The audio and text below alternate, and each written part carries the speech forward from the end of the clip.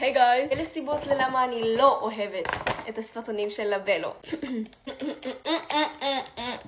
קודם כל, אוקיי, יותר מדי חומר, לא תודה. כמו שאתם יודעים, יש להם סרטונים עם טינטים, עם צבעים. No thanks. טסטר.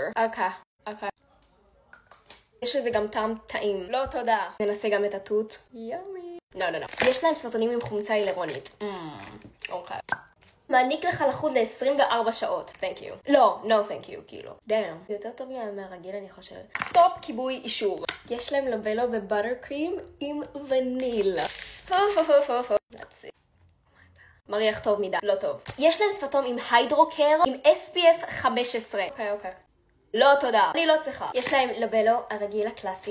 יש להם גם סרטון סקרב. סקרב קרינג, סופר סופט ליפס, אלוברה וויטמין E. Let me see what's this about. זה גם סקרב פה, תראו את האריזה, זה כזה אסתטי. אסתטי מדי, די. אשכרה, תראו, זה אריזה. ולסיבה האחרונה, כי יש להם קולאב עם דיסני.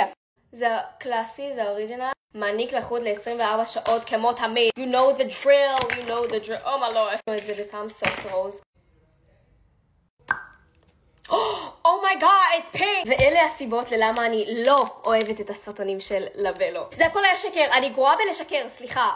אני לא יכולה לעשות את הטרנד הזה, אני כל כך גרועה בלשקר. אבל הבנתם, I love these, אני גם יכולה להשתמש בזה בשפתיים שאני תמיד עושה את זה.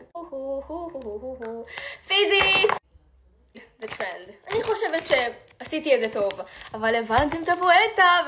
הבנתם, אני מתה על הסרטונים של לבלו. So yeah, thanks for watching, bye!